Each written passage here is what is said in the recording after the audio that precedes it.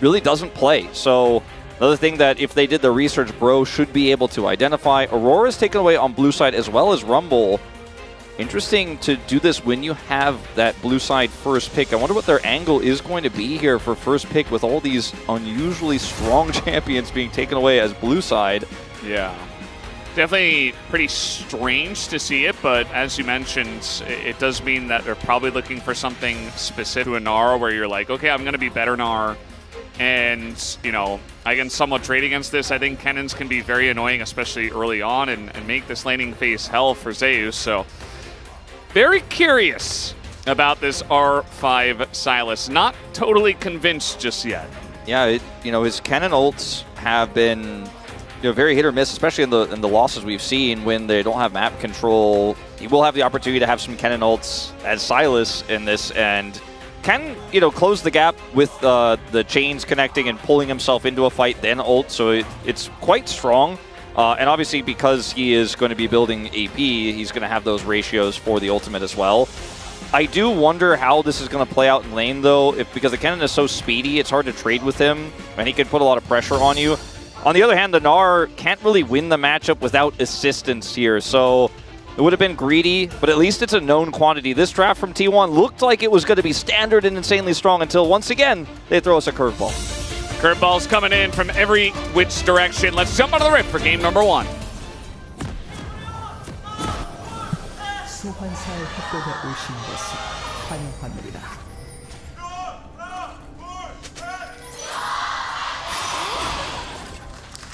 And off we go for game number 1, as we'll see if any swaps happen here early on, but I would oh, there's level 2. Okay, he's got it. So, but Keria is here.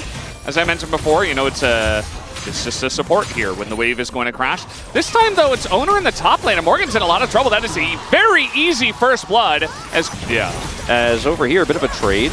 Well, the knockup is not going to hit, and now Paulo in a bit of a rough spot, gets exhausted, and Goom is just so strong right now. He's got a pickaxe, and he's going to pick up a second. Bro, look for this dive, but Cannon ultimate available for Zeus. Not easy to dive into this one, but he is going to throw it out as the other Cannon ultimate comes out from the Cannon, and Zeus is going to live, and now Keria comes in. Zeus does go down, but Keria will trade one back. Meanwhile, Owner's just taking a drink. And Paulo not able to impact this play at all. And get dove again. He has cannon ult again. This is not an easy dive, but maybe this time they get it. But all 3 members are stunned under the turret as Zeus finally goes down. As Baker trying to get this punish onto the cannon. Morgan very, very low.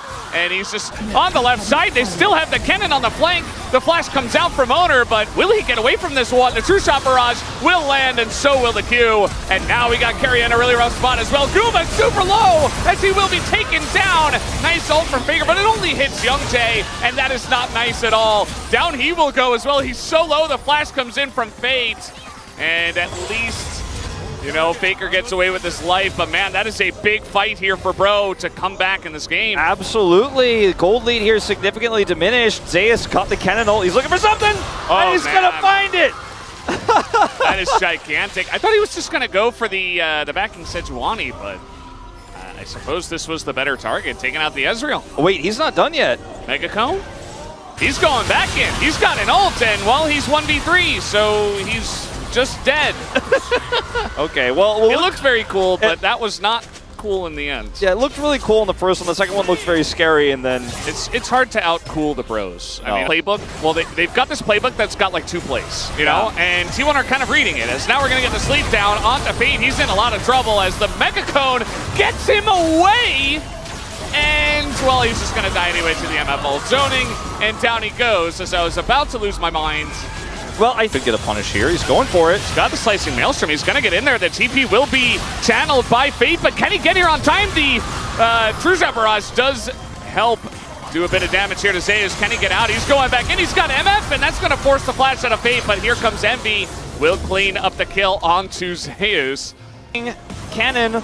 Morgan's coming over on the left side. Can they sandwich T1? Zeus holding guard. I don't think they can get in. Young Jae gonna get this one started, but Keria on the counter engage catches 2, and Fate and Ezreal here. Envy just both get clobbered on the backside of that one. T1 absolutely clean up. It's a triple for Owner. So as I said at the beginning, just very quietly having a consistent game. And it's just a disastrous fight for Bro. They put the cannon so far away. And in T1, we have the easy call as YoungJay goes in. They set up the engage for them. They don't need a Yone. All they need is Carrier. And T1 win the fight, win the Elder, and will take game one.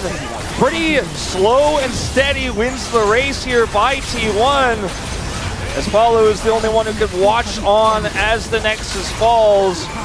Not T1's flashiest game, but they get it done in the end. On again, same weird blue side Aurora Rumble bans. No Ash ban. No Lilia. They voted jungle for POG in this draft. Bro have made their vote clear, and that's really the only vote that matters. And it's actually discussed many a time. Yeah, I guess the Jace should have a good time into the Jax. And, you know, that's been a thing that T1 have played for many a time. Is, okay, we're just going to win lane, and we're just going to win the game because we're just better. And based off of game one, we didn't have a lot of gaming, but from the few team fights we had, outside of the weird messiness, T1 did look like the better team, and this is kind of their go-to in their strategy book. So it's comfort for Zeus. You just put them on it. You say, okay, go ahead, win lane, and we'll make it work. I was going to say in a different way, basically what you just said, in that I think nameplate's off. I actually like Bro's comp more. I do think it has a lot of power with the Poppy in the early game. We'll see if it can handle lane swaps. I think that we probably won't see one in this game, but the Braum can really mess that up. So level 1 is incredibly strong, but we have the nameplates on, in fact. And it's the T1 that, yes, lost to Nongsha, but did win game 1 in this series. Looked like by far the stronger, more coordinated team. And I think they should be able to get it done with this draft in game 2. Well, let's see what happens as we hop into the Rift for game 2.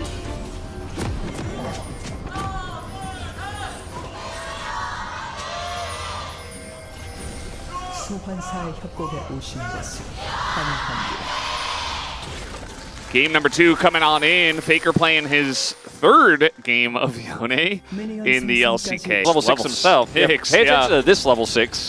He has 51 CS. He's just been power farming. And he hasn't done anything else this game, and guess what? It's a very similar first blood. Not quite. Guma's going to back away from the duo as he still has his flash. As now the engage comes on in. Guma is going to be stunned and eventually goes down, but this is a lot that they have to commit to here. They do just trade 1 for 1. At level 6 for the tank is this is scary. Yeah, just trying to face check into this one. Now Poppy and Braum are very impactful, but the door finally gets held here, but it's still a ton of damage going into everybody as they just stand in it behind the door. But man, they did quite a lot. It's now Envy trying to peel here as we do on mana. And Envy might look to push the issue here as here comes Palu looking to land a Q of his own, and it's just going to be Envy and also an assist given over to Palu. Yeah, Envy ends and hit those auto attacks as Envy. He get punished. Yeah, Envy going for the cleanse as another stun is going to land, and that is just easily collected by Zeus, who is quite fast on the chase. As now Palu's like, wait, where is everybody? Why am I here alone? What happened? Where am I? He is dead. That's a double kill now and Zeus just runs away. Flash comes in from Palu, and now Faker's going to get a big engage. Does get hit away, but now has to come back. Very awkward for him, but he still has his flash, and now they're looking to turn it. As the MF ult is going to get some nice damage down and really just taxi the rest of Bro away from this fight. As T1 still on the chase here. Zeus is gigantic. Really hit the shot blast. There it is. Goes on to the Jax as Morgan, another one to fall. I mean, this game is essentially just a wash. I mean, it's a tough, easy to. Oh boy, Envy. Yeah, he's in a bit of trouble. Oh boy, Carrier comes out of left field and down he will go as Faker gonna lock him up, and Palu also. It feels like maybe the one person that Morgan could kill is Faker, and now he's got some help from Fate to come on over. Faker's so low, and he will be taken out with that empowered auto. Morgan's another question. That was a nice slow, actually. Make a rain onto 3 people. Guma is very much out of position, but so is YoungJay. He's just going to be taken down, and Guma just blasts away. Meanwhile, the rest of Bro is just on the run as in comes Carrier, gets an engage on a 2, but the Braum is doing a good job on the disengage. Not going to help out Envy here as he goes down to Faker's max range ultimate. Going to land it this time. And that is 3 kills over to the side of T1 as they are really running away with this game. And Fate, you're okay, right? Okay, flash away. Actually, he's playing it very well. I mean, this teleport, though, means... Goes back in, and actually, Zeus just going to die. It's at that. Realize they're like, oh, crap, we got to get out of here. What do we do? Giga Chad goes for the engage, I guess, as now the front line is just being bombarded by MF as everybody comes in. Faker now is going to join the fight, looking for the ult. Everybody backs away, and now Morgan just going to be bullied in this front line, taken out. As a lot of low health bars, they're not done yet. They've got a TP behind T1. And Faker is trying to end the game meanwhile. This is one way, I guess, to engage, as they are going to get Harriet out. That doesn't really do much. Here comes Faker. Is going to find the backline. Just assassinates Envy. That is how far ahead they are, as finally Morgan comes in, but even MF Guma's just going to ult him in the face and just put an end to this game number 2, as Bros have suffered enough, and T1 are back on the horse. They get 2-0'd, but now they 2-0 Bro, and they're looking back in form as they will take this 2-0 tonight. 2-0. Game 1 a little rough around the edges. Game 2 a little bit more fun here from T1, but a much more dominant performance as they